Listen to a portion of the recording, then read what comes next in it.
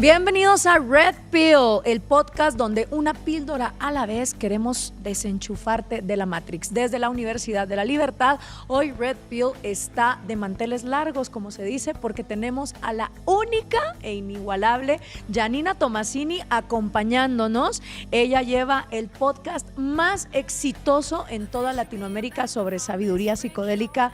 Janina, muchas gracias por decir que sí a estar aquí con nosotros. Con muchísimo gusto, estoy muy contenta de estar aquí contigo. Gracias por la invitación y hola a todo tu público. Muchas gracias, Janina. Yo quisiera hablar de cómo te volviste una de las mujeres más icónicas, más revolucionarias, pero que además ha llevado tanta luz en tanta ignorancia en un tema como las plantas de poder, la física cuántica. ¿Cómo empieza desde, no sé, Janina siendo niña a llegar a donde estás? No tengo ni la menor idea de qué es lo que pasó. Puedo decirles que yo creo que hay, así como esta frase que dice que las ideas tienen vida propia y que si tú no tienes la antena bien puesta, no vas a agarrar esas ideas y alguien más las va a agarrar. Yo siento que así las ideas tienen como esta selectividad para como llegar a la vida de alguien y decir, este va a ser tu camino. Y siento que eso es lo que me pasó a mí, porque yo, pues bueno, de chiquita siempre fui una niña muy creativa. Después ya de adolescente, muy locochona, me corrían de todas las escuelas, nunca como que me incorporé a los sistemas educativos convencionales. Mis papás son personas muy abiertas y muy psicodélicas, que eso también me ayudó muchísimo. Porque, ¿Mexicanos? Mexicanos.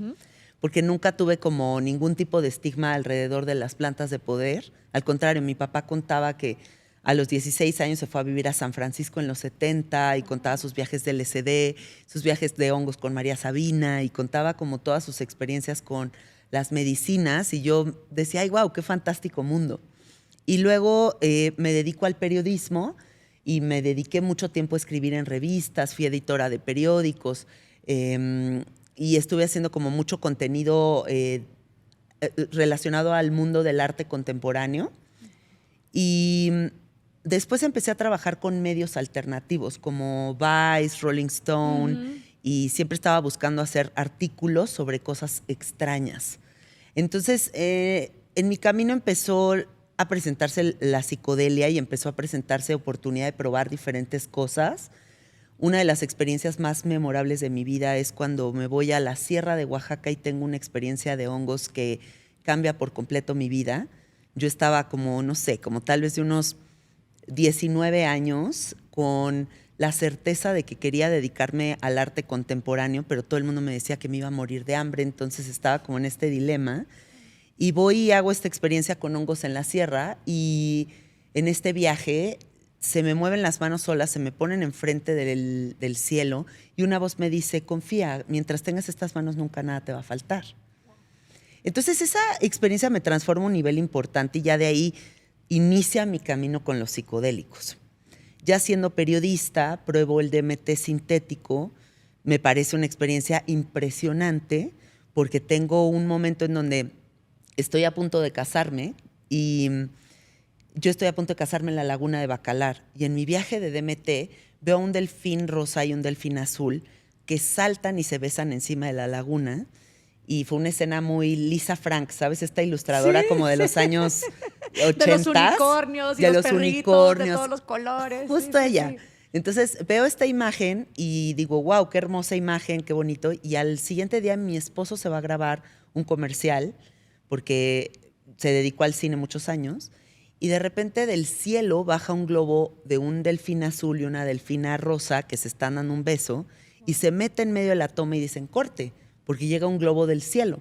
Entonces ahí empieza realmente mi máxima fascinación por los psicodélicos porque me doy cuenta de que no hay una línea de separación entre esta dimensión y esa. En realidad somos seres multidimensionales y todo está coexistiendo.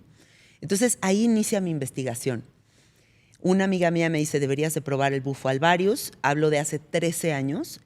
Hace 13 años no había nada de información sobre el sapo. Claro. Entonces me lanzo al desierto de Sonora, pruebo esta medicina y me cambia la vida por completo. Se vuelve otra de las experiencias más importantes de mi vida. Y ahí inicia todo un camino de preparación, de estudiar muchas cosas, de meterme al chamanismo ontogónico, a las plantas, a la herbolaria, entender el manejo de energía, el diseño de ceremonias. Me meto a estudiar cuencos. Me voy a Nueva York a estudiar con un maestro que me encanta, que se llama Alexandre Tanús, que tiene como una visión muy interesante sobre el sonido. Y empiezo a servir la medicina del sapo después de algunos años de investigación. Y hoy día, pues les puedo compartir que cumplo 12 años este año de servir esta medicina.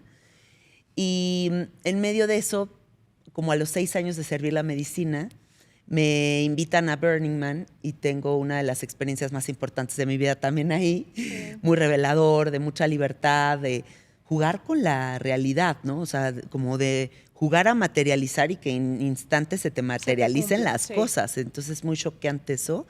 Y siento que eso se debe a que en Burning Man pues estamos 100,000 personas en un estado de absoluta disponibilidad y amor. Entonces el campo electromagnético de Burning Man debe de ser muy elevado y por eso es que todo se manifiesta con tal velocidad.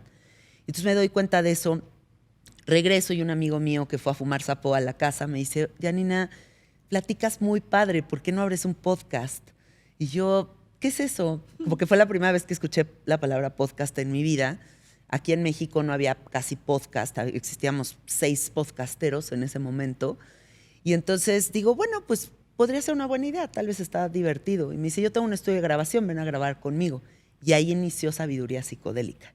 Entonces ya el podcast lleva 6 años y pues entonces ahora es no solamente la práctica con la medicina psicodélica, el activismo psicodélico, sino también sostener un espacio que ya tiene más de 300 episodios, comunicando todas estas posibilidades desde un lugar muy responsable, para que la gente se aproxime sabiendo qué es cada cosa y cuáles son las consecuencias, y si estás dispuesto a abrir esos espacios de entendimiento, o tal vez te descubres a través del yoga y la meditación, ¿no? O sea, no necesariamente tiene que ser el camino psicodélico.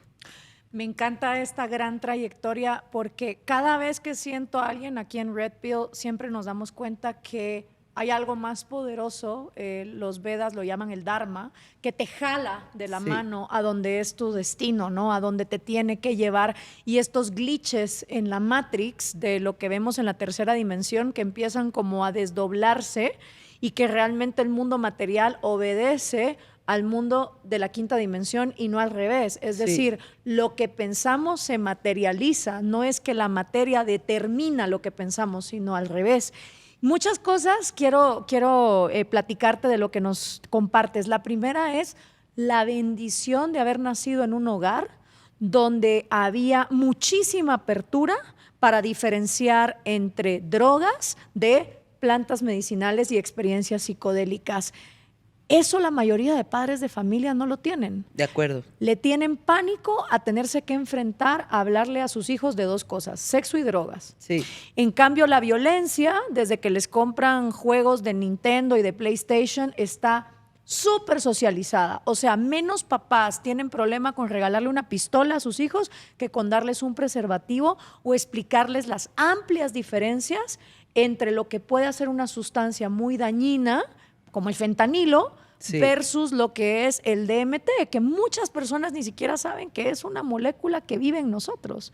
Entonces, ¿cómo fue para ti crecer en un hogar así? ¿Qué crees que diferencia a los padres que sí pueden tener esas pláticas de los que no? ¿Qué es lo que está pasando ahí?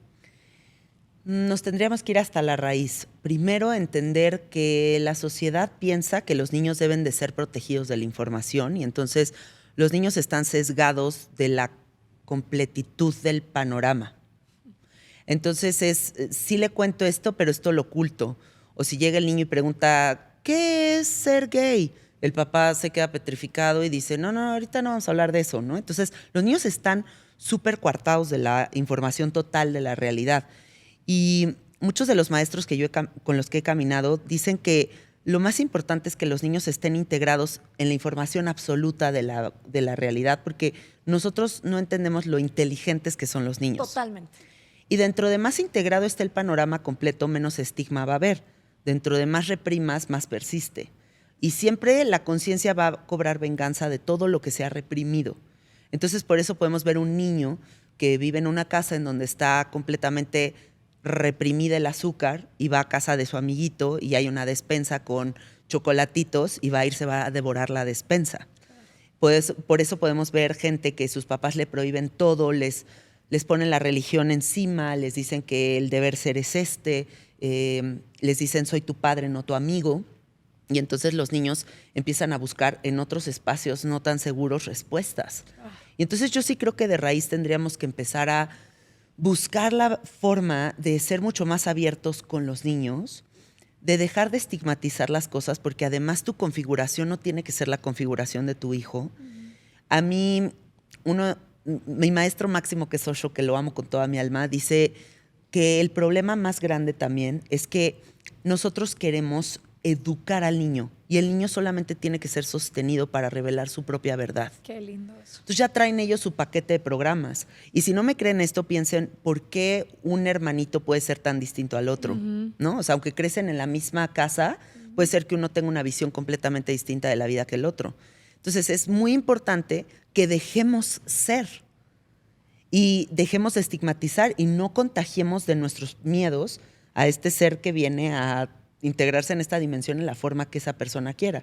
Y creo que a mí me dejaron mucho hacer eso, porque incluso aunque era la niña corrida de todas las escuelas, mis papás nunca fue como, qué mala estudiante eres, ¿no? Como que decían, bueno, es que esta niña tiene como que otro entendimiento. Sí. Y no estigmatizaron las plantas, entonces también siento que cuando yo me aproximé a ellas, jamás me aproximé con miedo. O sea, nunca fue, me voy a quedar loca, no voy a regresar. Y si me quedo como los de la película de Requiem for a Dream, ¿no? O sea, entendía, ¿sabes? Entendía que no iba a ser así.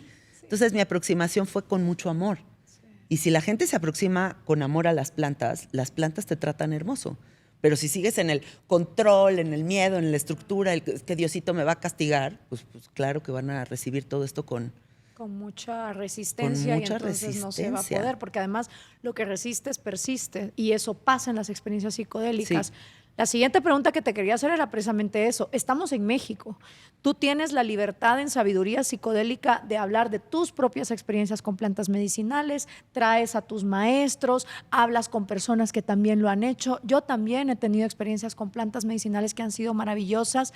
¿Por qué en México podemos hablar de este tipo de experiencias con tanta libertad, siendo así que no todas las sustancias son legales? O sea, ¿dónde cabe para las personas que nos están escuchando y viendo de otras partes? ¿Qué es lo que pasa en México que tú puedes venir y decir, puedo tener un podcast sobre esto, sin embargo, no están legalizadas las drogas, ¿no? ¿Cuál es ahí el sistema que funciona? Porque el gobierno está persiguiendo quién está moviendo ese tipo de cosas, pero no quién está consumiendo. Al que consume no está castigado, ¿no? Como en otros países, como en Estados Unidos, que sí puede ser encarcelado por el consumo si te cachan en el consumo, pero si tienes una narrativa sobre una experiencia, no hay ninguna consecuencia. También yo trabajo con una medicina que es completamente legal en México. El sapo no está tipificado. Hay dos vías para la ilegalidad en México y uno es cosechado y creado. Entonces, el sapo como que nunca pensó el gobierno que la gente se iba a aproximar a secreciones de animales, pues no está dentro de estas reglas. Así que el 5-MeO-DMT pues es una medicina que yo puedo hablar, servir y trabajar libremente con ella. De hecho, el rector de la Universidad de la Libertad, Jorge Díaz Cuervo, que lo tuvimos también en el podcast, escribió un libro, Drogas, y es de todo su camino dentro del gobierno mexicano, tratando de despenalizar las sustancias y entender, digamos, la diferencia que hay. Muchas personas ni siquiera saben lo que es el sapito, no saben lo que es el DMT, no saben que vive en su glándula pineal. Háblanos un poco de eso, porque ahí es donde es fascinante cómo la propia naturaleza nos da como estas llaves, ¿no? Como en Alicia en el País de las Maravillas, para poder abrir a otros mundos cuando nos han hecho creer que los gobiernos o las grandes farmacéuticas con cosas como el Prozac, el Adarol, las benzodiazepinas en general, no, eso sí está bien porque un gobierno me lo está vendiendo a través de una farmacéutica, pero tengámosle pánico a las plantas o al micelio o a sustancias como el DMT. ¿Qué es el DMT para las personas que ni siquiera lo saben, porque pues tristemente esta información apenas si se está haciendo accesible? Sí. El DMT, el 5-MeO-DMT, que es la medicina con la que yo trabajo, es una molécula que estructuralmente es idéntica a la serotonina. Solamente en la quinta piececita de la molécula sale una patita extra y eso es lo que diferencia la serotonina del 5-meo-DMT. Esta medicina fue descubierta por un científico llamado Vittorio Spamer, que ganó Premio Nobel de Química. Y se dio cuenta de que este sapo, llamado Bufo alvarius, que solamente habita en el desierto de Sonora, tiene una secreción que es 5-meo-DMT y que tiene una cualidad y un potencial muy grande para poder sanar gente de toda adicción, de depresión, de ansiedad, porque funge un papel como serotonina en el cerebro. Entonces da como un reboost hormonal de serotonina, melatonina, dopamina. La gente regula sus sueños, se siente más feliz, con más fuerza de voluntad. Pero solo en el desierto de Sonora, de todo el mundo. De todo el mundo. Realmente México es un país que tiene un paraíso psicodélico que no hemos dimensionado. Somos el país con más plantas psicodélicas del mundo. Y seguimos en la prohibición de la utilización de estas plantas, que además vienen de toda la investigación de todos nuestros pueblos originarios. Claro. Hay demasiada información, pero pues la colonia también destruyó muchísima información que había alrededor del uso de estas plantas. Porque no les convenía. Porque no les conviene que la gente piense. Entonces, ¿por qué es que la gente que tiene experiencias psicodélicas regresa más tolerante, más humana, menos racista, menos machista? Porque todas estas experiencias como que de cualquier forma siempre llegan a esa unidad del todo, al abrazar entre la oscuridad y la luz, que todo está unido. Sí. Y esas cosas pues no convienen cuando necesitas gobiernos poniendo fronteras, iglesias que pongan diferentes dioses, ¿no? Claro. Pensemos esto. Una persona feliz no va a formar parte del sistema. Una persona feliz no está obsesionada con comprar sin parar. O una persona feliz no piensa que comprar es felicidad. El problema del prohibicionismo es que al sistema no le conviene que haya gente pensante que cuestione este sistema, porque empezaría a haber gente que no se casa, empezaría a haber gente que no se reproduce, empezaría a haber gente que no quiere ser oficinista. Que no se mete en un ejército para ir a matar a gente que ni siquiera conoce en nombre de un cabrón que se queda en la Casa Blanca o en el Kremlin, ¿sabes? Exacto, o las personas felices y pensantes por sí mismas tal vez no voltearían y dirían, dime un dogma y limita mi vida y dime qué hacer. Entonces, claro, el prohibicionismo de las plantas… para no pensar. Entonces, el prohibicionismo de las plantas es justo eso. O sea, ¿qué le conviene al gobierno? ¿Qué le conviene a los sistemas?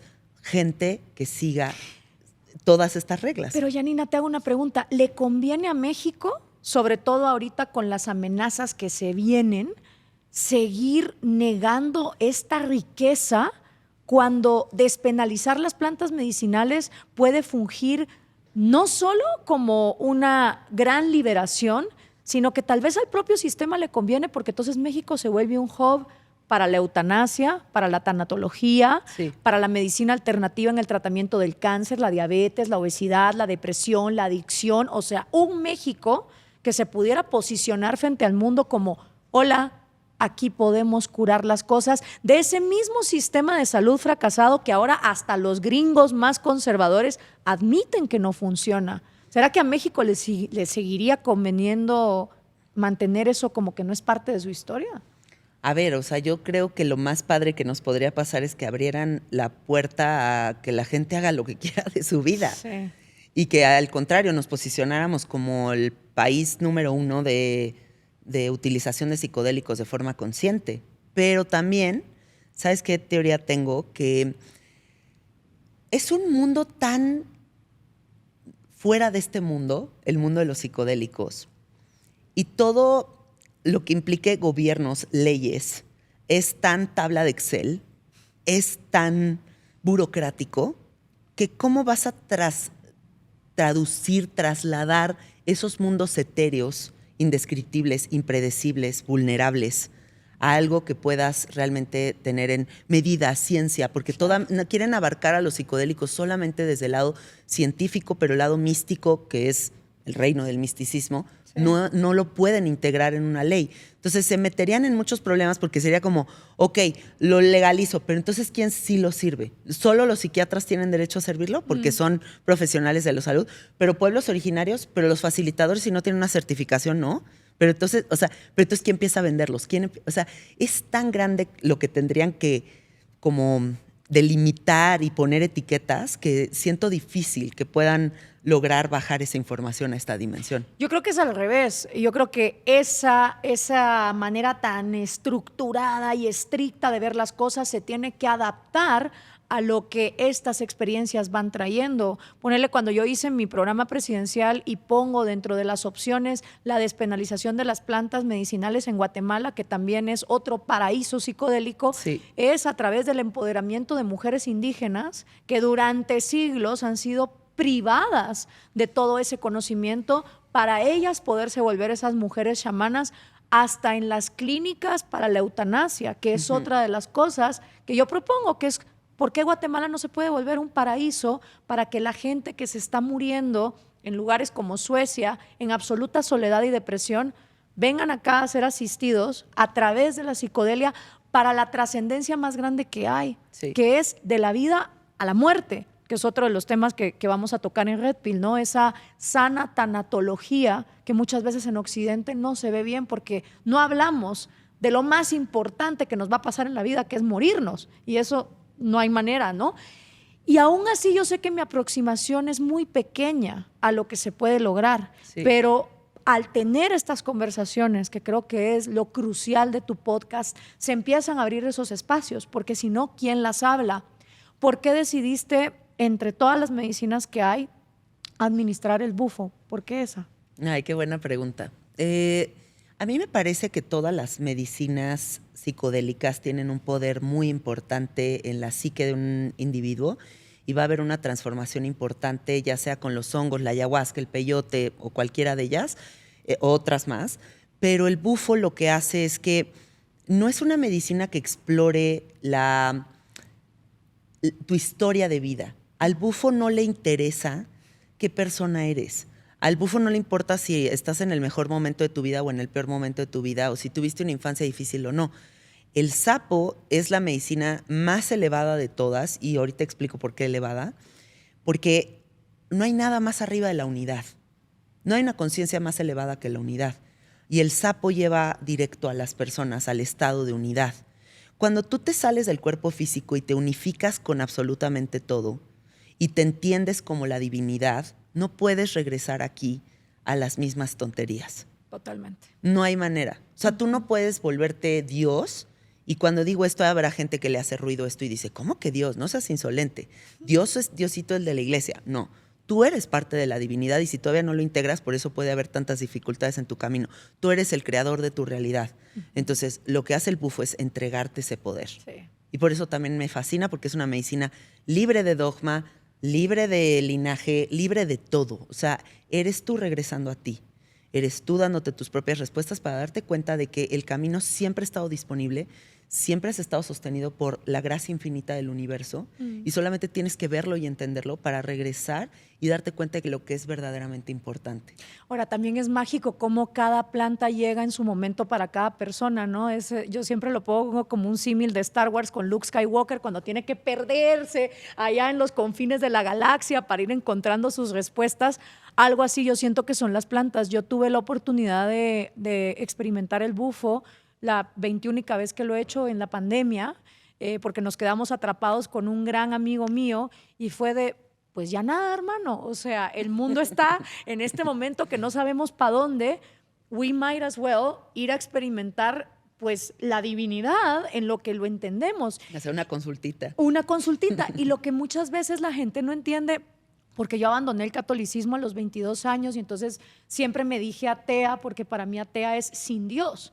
Pero eso no significa que yo tenga las respuestas a qué pasa después de la muerte, qué hay allá arriba, o yo veo películas como Interestelar y me quedo estúpida de lo que la física cuántica puede explicarnos o no. Sí.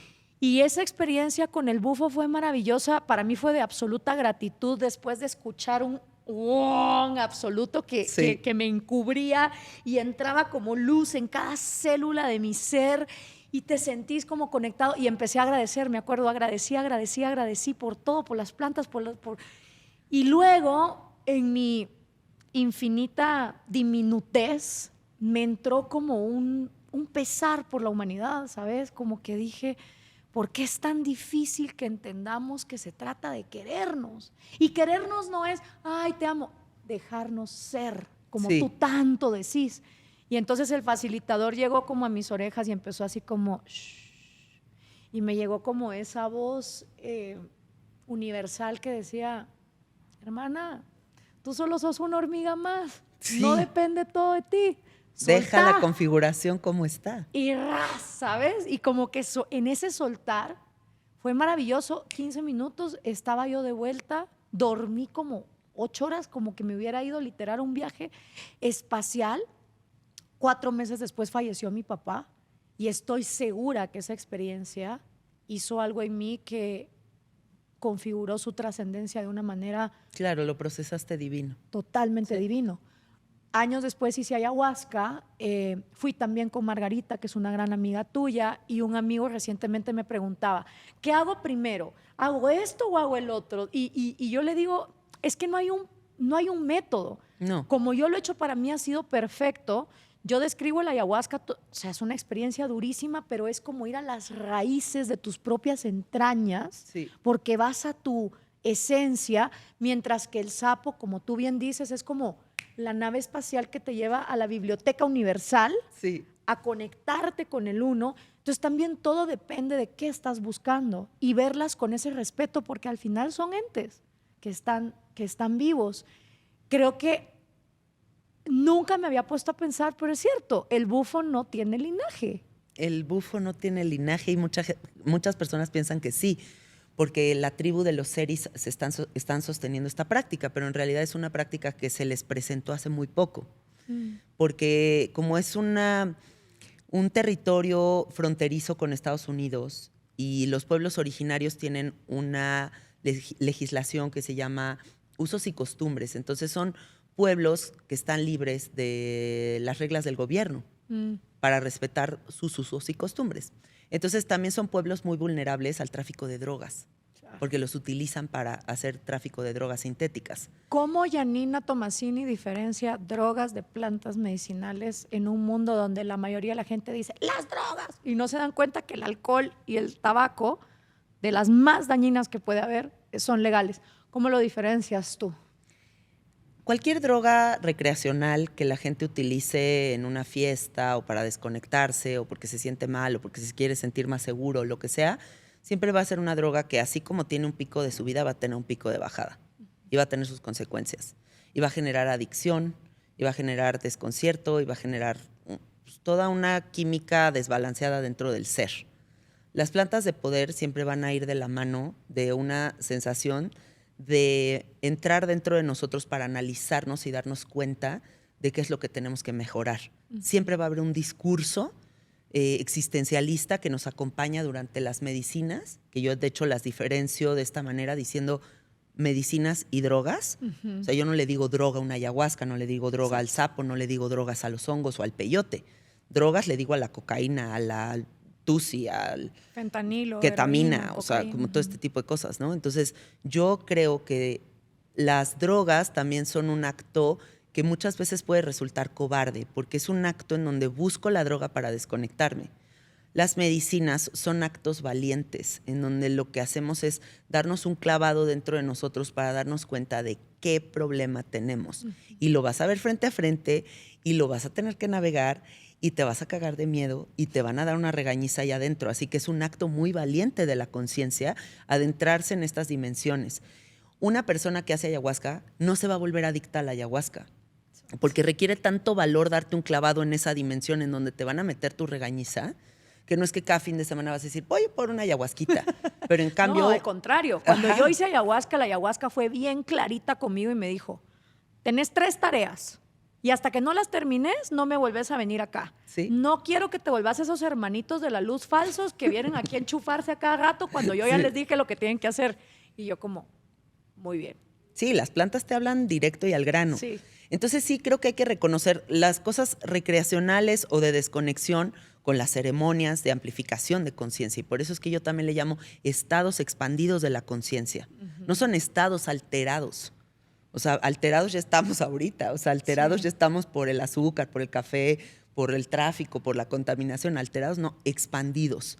La conciencia se expande y vamos más allá del yo.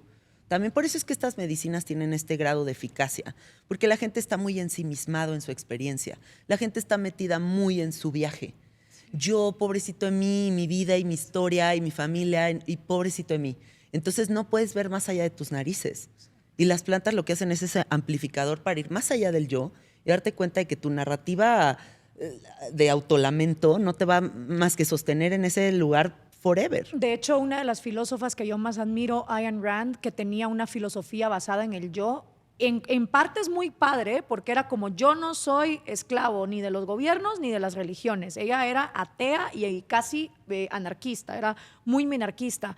Y escribió unas novelas increíbles sobre el héroe, pero cuando esas novelas no resultaron en el éxito que ella creía, cayó en una depresión súper profunda porque no podía ver más allá del yo, porque toda la filosofía que construyó fue alrededor del egoísmo racional, y cuando se le cayó ese pilar, entró en una depresión, te estoy hablando en los años 50, 60, súper adicta a las anfetaminas, que era pues la droga por excelencia de esa época, Sí. que hiperconcentraba. Y costó muchísimo sacarla de ahí. Fue su amante, que era psiquiatra, el que la va como sacando. A mí me hubiera encantado ver cerebros como el de ella reventados en psicodélicos, porque realmente son personas geniales, pero que luego no tuvieron acceso a esto precisamente porque los gobiernos lo perdieron como algo muy negativo, sobre todo en la guerra de Vietnam. O sea, gente que se estaba dando psicodélicos, pues obviamente no se va a ir a querer morir en nombre de una nación, porque empezás a pensar, nación, ¿de dónde?, etcétera. Cuando vemos todo esto, Janina, en el gran viaje que tú has hecho en tu podcast, ¿por qué crees que has tenido tanto éxito? ¿Qué es lo que tú tenés? Aparte que tenés un vocabulario impresionante para describir las cosas, o sea, cada frase tuya es retuiteable, o para ponerla en una t-shirt, ¿sabes? Me urge sacar las t-shirts. Sí, por favor. Aparte, yo creo que es eso, ¿no? Que tenés un lenguaje tan rico para explicar experiencias que a veces a mucha gente se le quedan en el etéreo. Has tenido mucha valentía para hablar de temas que casi nadie habla. Empezás con ese primer podcast sobre Burning Man y 6 años después estás donde estás. ¿Cómo ha sido ese camino para ti? Pues yo creo que el éxito de este podcast está completamente fundamentado en la autenticidad. Creo que es un podcast muy auténtico. Creo que es un podcast que promueve la libertad absoluta. Es un podcast en el que nunca se ha utilizado el espacio para hablar mal de nadie. Es un podcast que solo promueve la conciencia, ¿no? Entonces creo que es un proyecto muy luminoso, ¿no? Es un proyecto que lo único que busca es que la gente se libere, encuentre sus propias respuestas, se experimente, se deschongue también, ¿no? O sea, porque también a mí me da mucha flojera ver la cantidad de gente que está tan reprimida. O sea, como que digo, güey, ya, o sea, me dan ganas de zarandearlos. Y creo que el podcast es esa zarandeada para la sociedad mexicana, bueno, ahora latinoamericana, porque el podcast ya está en todos lados. Bueno, está en todo el mundo, pero en Latinoamérica ha tenido un éxito muy, muy grande. Y creo que también, pues yo soy una persona que desde que tengo uso de razón me encanta hablar, ¿no? Entonces como que siempre el comunicar ha sido mi gran don. Soy Géminis, ascendente Géminis, entonces dicen que el Géminis es como el don de la palabra para siempre. Soy muy lectora, leo muchísimo e invito mucho a la gente a través de mis podcasts a leer. Igual. La lectura te expande la mente. O sea, si tú quieres hablar las ideas y que tú hables las ideas y encuentres congruencia entre lo que piensas, lo que sientes y lo que dices, entonces hay que llenarnos de la sabiduría del mundo, ¿no? Y también creo que lo que ha permitido que este podcast sea lo que es porque yo inicié siendo la loca de los psicodélicos y no me importó. Exacto. O sea, hace 6 años era un gran estigma atreverte a hablar a este nivel de todas estas cosas. Incluso me encontraba gente en la calle que me decían, güey, ¿cómo te atreves? O sea, o me acuerdo un día que tuve una ceremonia de sapo y una señora me dijo, es que a mí me admira mucho el valor que tienes, ¿cómo me dijo? Lo poco que te importa, la vulnerabilidad que muestras en el podcast y eso no te importa, no te da miedo. Y como que en ese momento que me lo preguntó dije, esta señora qué rara pregunta me hace, o sea, Sí. porque yo ni siquiera había entendido que eso era como algo muy grande. Claro. Para mí era muy orgánico, para mí era como hablar de esto era lo más normal del mundo, porque ya además yo me muevo en un mundo donde todos mis amigos son súper psicodélicos, todos son súper abiertos. Yo vivo en Disneylandia psicodélica. Me pasa lo mismo, es porque mientras más me junto con mi gente de Burning Man, más me adentro en estos mundos de yoga, de meditación. ¿Sí? Luego es como, no, Gloria, espérate. Tú dejaste el catolicismo a los 22 años, tú ya te metiste a psicodélicos y pretendes que hay gente que sigue siendo parte del formato. Pues no, porque tus conexiones neuronales ya son otras, ¿me entendés? Y realmente eso, y hace poco me pasó en el internet, ¿no? Tuve una experiencia de cancelación muy grande en el internet, ¿sí? pero grueso, o sea, viral, soy una maldita, estoy promoviendo que la gente se quede loca, o sea, una cosa muy fuerte y hasta ahí me hice consciente de que mi realidad no es la realidad. Exacto. O sea, esa es mi realidad, pero la realidad de México, la realidad del mundo no es tan abierta. No. Entonces, creo que eso es lo que le ha dado una potencia muy grande a este podcast, el hecho de que me haya atrevido y de que ahí esté expuesto toda una biblioteca de posibilidades para que la gente expanda su conciencia. Y también entiendo que el podcast es muy grande, pero que también nunca va a ser el podcast más grande de todo el mundo, porque los psicodélicos nunca va a ser lo más aceptado de todo. Es como las películas de cine de arte, de autor, claro, ¿no? De nicho, experimentales. Nunca van a ser las películas más vistas como las de los superhéroes. Pero mira, y tú sabes esto como mujer, mujer de luz, tú nunca sabes para quién trabajas, porque al final yo creo que estamos en una era que se ha definido como la era de Acuario. Los Vedas hablaban de Kali Yuga, donde todo se está destruyendo para poder entrar a una nueva conciencia. Es la primera vez en la historia de la humanidad donde la ciencia empieza a decir, cabrón, los Vedas tenían razón, sí. Meditar sí funciona. Resulta que hay diferentes ondas en el cerebro, la teta, la beta y la gamma. Y empieza la ciencia occidental a tener que de manera muy humilde decir, ve, esto sí funciona, a reconocer que en el occidentalismo cristiano se mató muchísima sabiduría que le daba 3 vueltas en cuestiones psicológicas y científicas a lo que la institucionalidad española nos pudo haber dado. Claro. Eso finalmente se está reconociendo. Entonces, como mujer de luz, tal vez sí, siempre va a ser una cosa de nicho, siempre va a ser una cosa de el cine independiente, las plantas psicodélicas, sobre todo mientras estas instituciones sigan queriendo tener a la gente zombificada con las pastillas azules del alcohol, el tabaco, el azúcar, que son más dañinas. Pero acordate que Van Gogh se murió y nunca vendió ni un cuadro. Y tu legado va a quedar ahí por el resto de la historia, de alguna u otra manera. Entonces, yo a veces me pongo a pensar en eso, que tal vez hasta el día que yo me muera, el trabajo que uno hace por liberar mentes, pues no lo vamos a ver en vida. Pero hay algo más grande que es lo que te impulsa. Y cuando yo pienso en hogueras cibernéticas, que a mí también me ha pasado, yo soy una de las mujeres más insultadas en Iberoamérica, por lo menos agradezco que ahora las hogueras son cibernéticas. Las neoinquisiciones. Las neoinquisiciones. Porque hace unos siglos, alguien como tú o yo, achicharradas en la estatua. Estaríamos achicharradas. Entonces, prefiero que me achicharren cibernéticamente porque ha costado tanto llegar hasta aquí. Y que tú seas pionera, además es inspirar a muchas mujeres que vienen atrás. Muchas chavitas que hoy pueden estarse encontrando con conflictos de violencia doméstica, de no encontrar su identidad y que gracias a tus palabras puedan como... Y me imagino que eso te ha pasado. Hace poquito le pregunté a ChatGPT, le dije, ChatGPT, dime 5 mujeres latinoamericanas muy importantes en el mundo del activismo psicodélico. Y me salí primero yo en el ChatGPT. Me cagué, te lo juro, fue como... Grité así yo de que volteé y le dije a mi esposo, no puedo creer, o sea, ChatGPT está diciendo mi nombre, o sea, qué cabrón, o sea, porque entonces ahí ves el fruto del trabajo, ¿no? O sea, como es tan difícil encontrar mujeres en el mundo psicodélico. O sea, ya déjate latinoamericanas, mujeres en el mundo psicodélico. Si tú te vas para atrás, vas a Terence McKenna, Timothy Leary, Ram Dass, o sea, todos los que quieras son hombres. O sea, mencióname mujeres. No. Mencionas a María Sabina, o sea, pero en realidad hay muy pocas mujeres en el movimiento psicodélico desde hace mucho tiempo.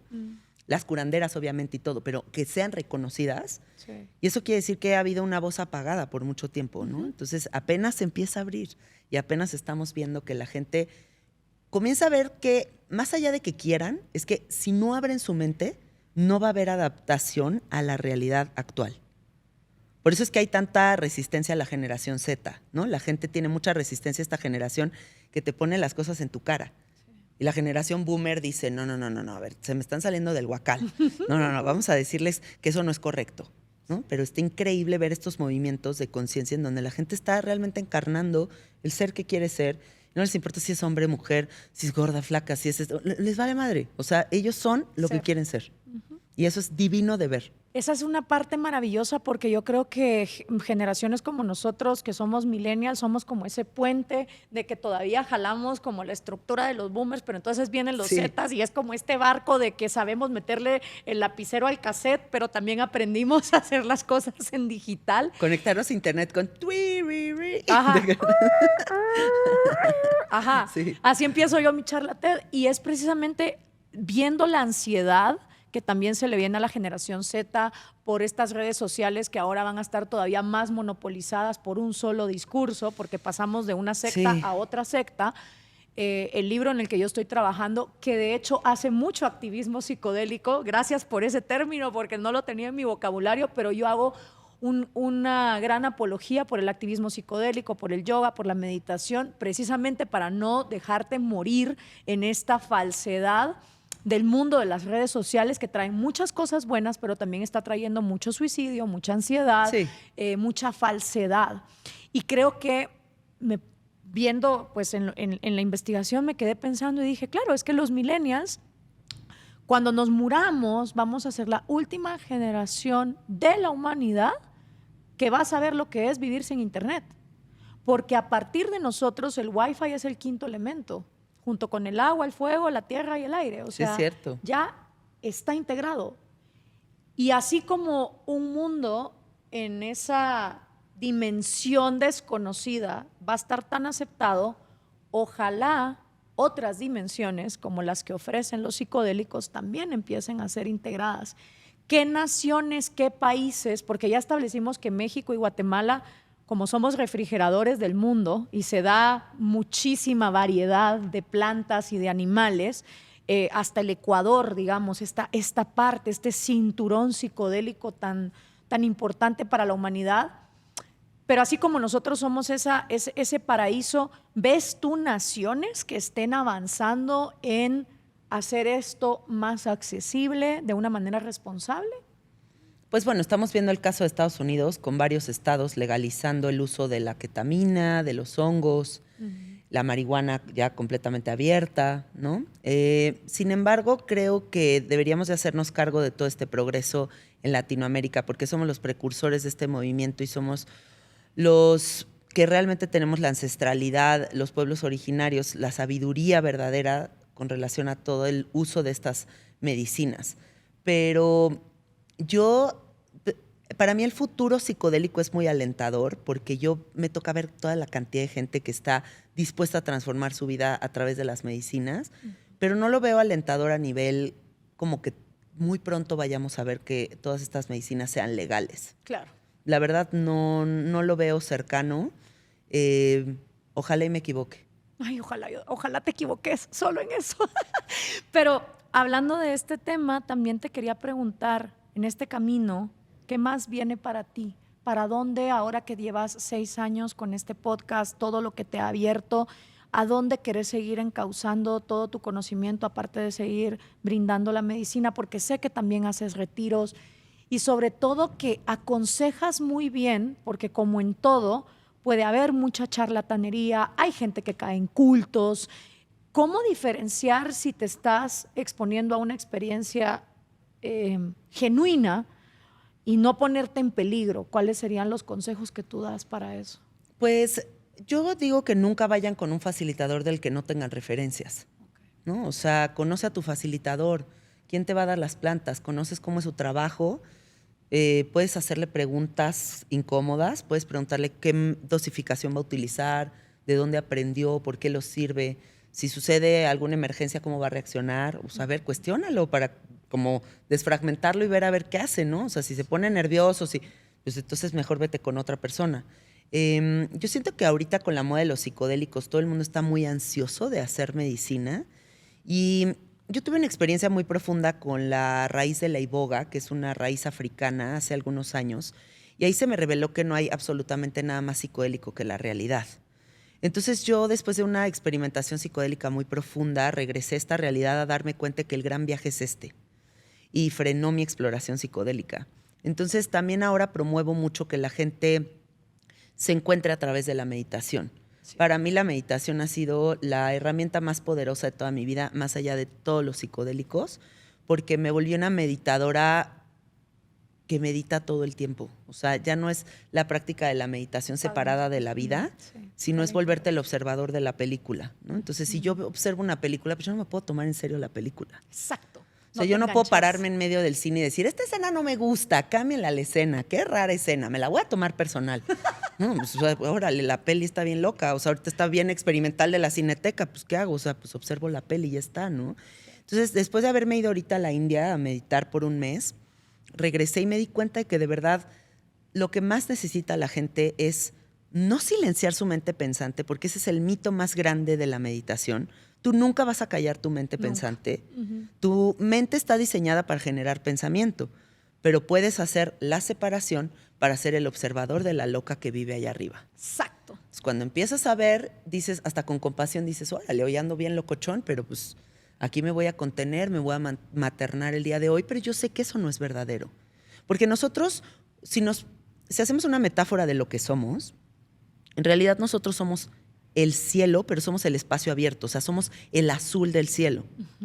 Y las nubes van cambiando todo el tiempo. Y de repente va a estar negro y va a llover y va a estar cabrona la tormenta y de repente van a llegar unas nubecitas súper bonitas Mario Bros. Y de repente va a estar despejadísimo, pero tú eres el espacio abierto. Entonces siempre está cambiando el paisaje, pero tú eres el espacio abierto. Y si a través de la meditación tú te das cuenta de ese espacio abierto que eres, entonces vas a estar unificado con el todo el tiempo, observando la película, sabiendo que la vida es. Con la vida no nos tenemos que pelear, la vida no la tenemos que entender. Perdemos mucho tiempo tratando de entender la vida. Darle una narrativa a la vida. ¿Pero por qué? ¿Qué significará esto? ¿Qué existencialismo todo el tiempo? No, o sea, ok, está bien. Haz toda la filosofía que quieras sobre las cosas de la vida. Pero en realidad, la vida es más simple de lo que hemos integrado hasta el momento.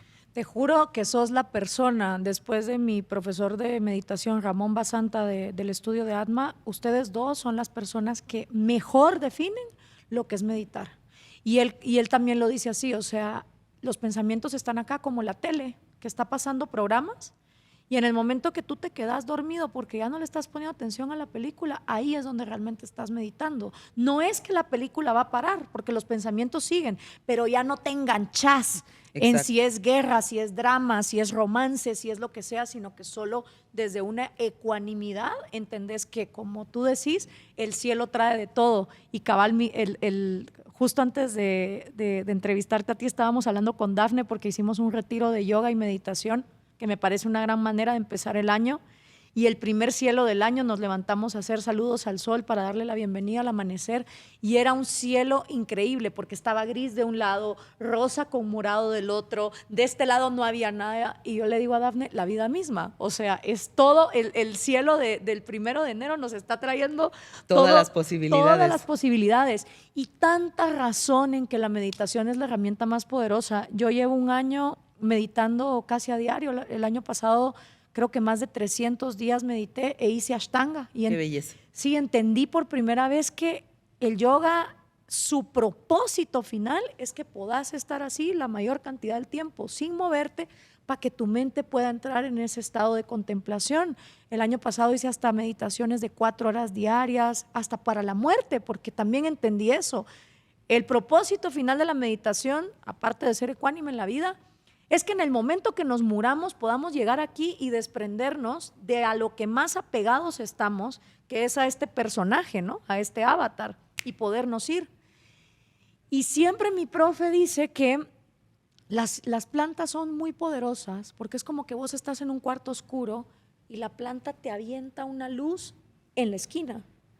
Pero la meditación es lo que a diario tú vas a hacer para construir el túnel de luz que te va a llevar hasta esa esquina. Me encanta. Porque si no, solo fue un gran trip de colores y dimensiones gelatinosas divinas, pero si no volvés a hacer la chamba y no volvés a la integración, Vuelves a hacer lo mismo. volvés a caer en lo mismo, Sí. que es la razón por la cual solo 8% de la humanidad cumple sus propósitos de año nuevo, porque al final nos rige el inconsciente. Sí.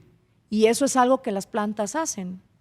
Hacen el puente entre lo inconsciente para volverlo consciente. Pero además, fíjate este dato, porque este dato es muy importante para que la gente entienda por qué no va a sanarse con las herramientas que está utilizando hasta el momento. Hay muchísimos estudios científicos que demuestran que el trauma está albergado en una parte del cerebro que no es alcanzado por las palabras. Exacto. Entonces, si tú vas al psicólogo y platicas durante 2 años y medio, ay, es que mi mamá me hizo de chiquito, y es que mi papá, y es que a mí me bullearon en la escuela, y entonces no hay manera de sanarlo a través de la palabra. En realidad, tendríamos que estarnos fijando más en el trabajo somático. El cuerpo lleva la cuenta. El cuerpo alberga toda la información ancestral. El cerebro reptiliano tiene todas las memorias, no solamente de esta vida, sino de todas las demás. Entonces, la meditación y el trabajo somático sí tienen la capacidad, más allá de las palabras, de disolver estas memorias que están obstaculizando la expansión el brillo de un ser humano. Entonces sí deberíamos estarnos fijando más en esas herramientas. Incluso las personas que le tienen todavía miedo a las plantas, pero por ejemplo, someterse a experimentar los hielos de Wim Hof, terapia somática, El temazcal. El hacer yoga, todo lo que tenga que ver con sacar a tu cuerpo del trauma, porque el problema es que un cuerpo traumado está en el pasado y está ciclado en el momento en que el trauma ocurrió. Por más que lo platiques, si no sacas al cuerpo de ahí celularmente, todo lo demás no tiene sentido. Y ese es un gran libro, The Body Keeps the Score. El cuerpo siempre lleva la cuenta de todo. Sí. Es un gran libro para entender que, por ejemplo, personas que sufren estrés postraumático, sean niños que fueron abusados o soldados que fueron a la guerra, regresan y no hay palabra que sea suficiente. Tiene que haber ese trabajo somático. Janina, yo te quiero agradecer muchísimo por haber estado hoy con nosotros. Yo podría platicar contigo, no sé, semanas. Gracias por la labor que haces, porque de verdad que uno como mujer que ha tratado de sacar ciertos estigmas y tabús de la sociedad, cuando yo veo mujeres como tú, digo, ¡ay, qué bueno! Porque no estamos solas y cada vez somos más. Y hay unas que lo están haciendo a través del activismo psicodélico, otras lo están haciendo a través de los derechos de la mujer y las minorías, la sabiduría ancestral, el entender que el acumular objetos no va a hacer a nadie más feliz. Ojalá alguna vez has pensado, no sé, en plasmar todo esto en un libro. Se viene el libro. ¡Sí! Muchas felicidades. Acabo de firmar contrato con una editora y voy a hacer una compilación pues, de todas estas historias. Entonces yo espero que ya para el próximo año ya esté. No mames. ¿Y Sí. lo vas a sacar en México, toda Latinoamérica? Sí, o? todo México. O Qué sea, de momento bueno. México y a ver hacia dónde más se mueve. Obviamente audiolibro con tu voz. Sí, claro. Qué padre, muchas felicidades. Sí, porque Gracias. ahí es donde eso queda para toda la Me encanta, historia. sí, la idea del libro me da mucho entusiasmo. ¿Qué es lo más fascinante que has escuchado de la gente sobre sabiduría psicodélica? O sea, que te hablen y te digan, no mames, gracias a tu podcast me atreví a hacer esto, a mudarme de país, no sé, a dejar mi pareja. O sea, de estas transformaciones individuales que a veces pueden ser más poderosas que las macro. Pues bueno, las personas que escuchan sabiduría psicodélica se autonombraron los carnalians. Entonces, yo me encuentro por la vida carnalians por todos lados y me saludan y me dicen, soy carnalien, ¿no? Y es cagado que como que se autonombraron de esa manera y siempre me están contando historias de cosas maravillosas que les pasan a través del podcast porque, pues, algo que para nosotros es muy normal, una conversación que yo diría, pues, es canasta básica, alguien más lo oye y le explota el cerebro y dice, ¿qué acaba de decir esta mujer sobre romper estas reglas y esto? ¿No? Entonces, una historia muy bonita que me pasó hace poquito en uno de mis retiros fue un hombre que era sacerdote. Católico. Católico. se sale del catolicismo porque como que en donde estaba ya no le latió y algo empezó a ver raro como del sistema católico. Se sale y se enamora de una mujer y se empiezan como empiezan a avanzar en la relación, una mujer bastante abusiva, y avanzan en la relación, están a punto de casarse, y él escucha un episodio de mi podcast que se llama Aprende a poner límites. Uh-huh. Y este hombre escucha por primera vez ese episodio y dice, ¿a poco existe la posibilidad de poner límites? O sea, imagínate no saber que puedes poner límites. Sí, ¿no? Y entonces se da cuenta que está en una relación abusiva.